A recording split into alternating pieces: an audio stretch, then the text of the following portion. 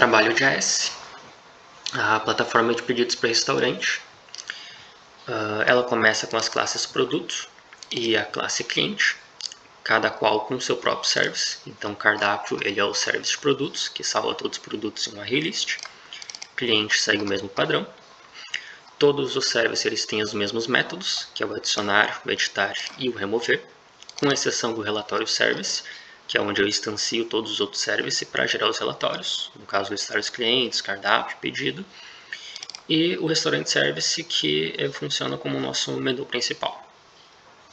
Os métodos de cada service funcionam basicamente aquilo que a gente já viu em aula diversas vezes. O adicionar ele vai solicitar as informações do atributo do objeto que a gente está instanciando, vai instanciar um novo objeto com as informações e adicionar o objeto na lista de referência daquela classe.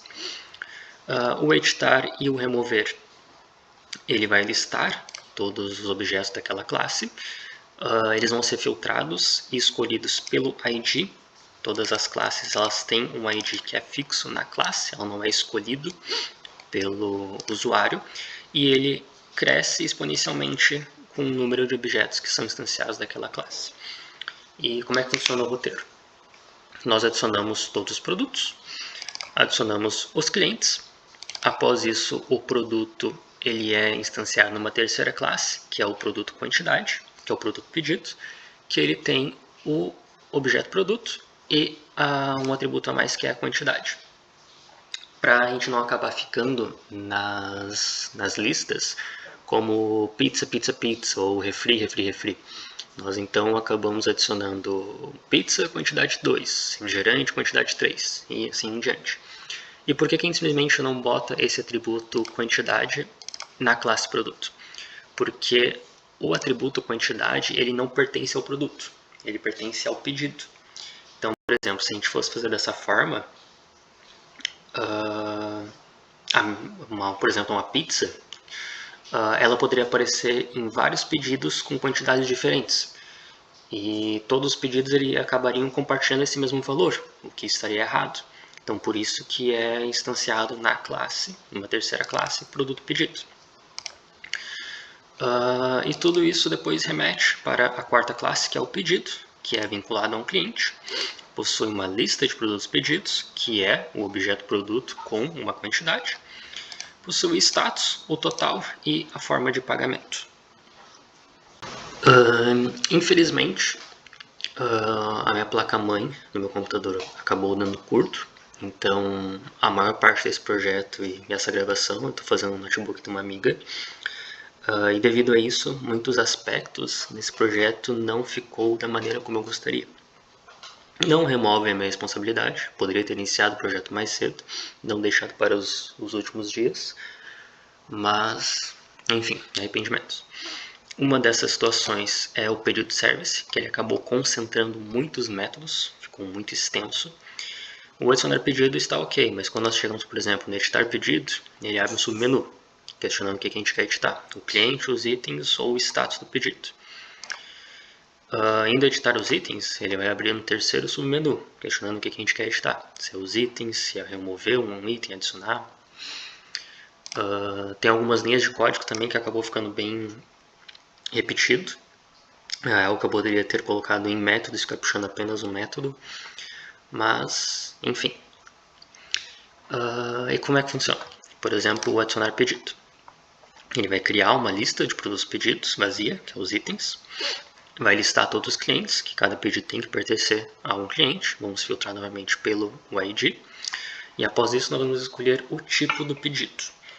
O tipo de pedido e o pagamento foi algo que, novamente, devido a tempo, não me estendi muito, mas, por exemplo, o pedido entrega ele poderia ter o atributo endereço, o local ele poderia ter o atributo número da mesa, por assim.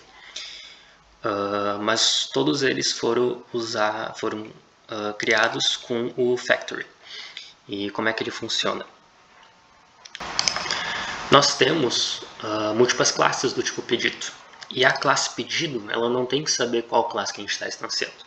Para isso a gente vai utilizar o factory, que ele primeiro vai criar o pedido baseado nos atributos que a classe pedido tem, e depois ele vai criar outra classe do tipo pedido baseado naquilo que o usuário escolher.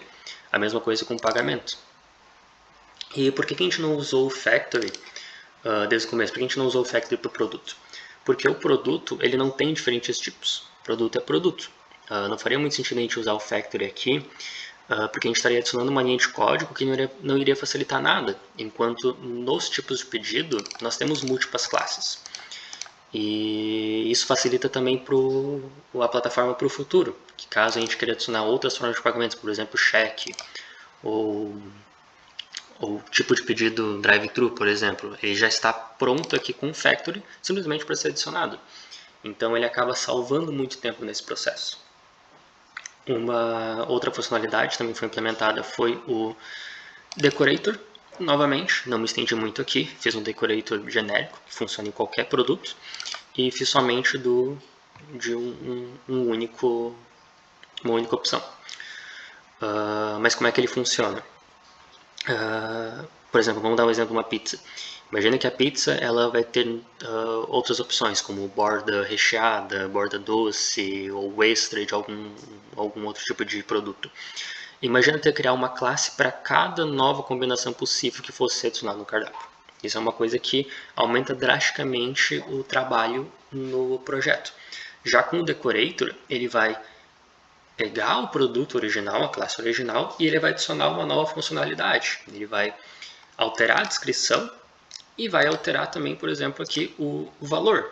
Então, dessa forma, o código ele fica muito mais organizado e ele evita que a gente precise ficar criando diversas classes toda vez que a gente mexer no cardápio.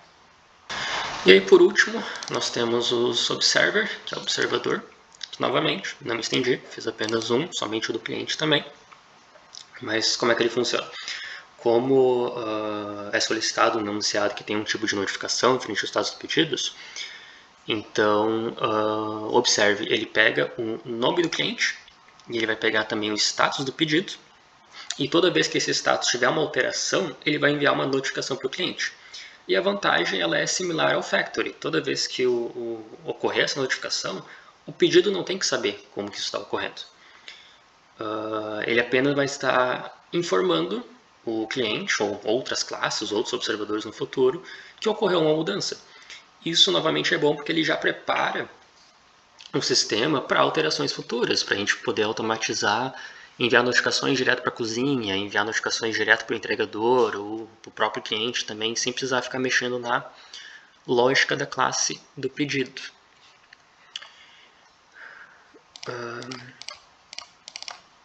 Eu acredito que tenha sido isso. Não quis passar por todas as classes aqui, linha por linha, porque iria me prolongar muito aqui, e a maioria dos trabalhos eu acredito que vai ser nesse mesmo modelo aqui.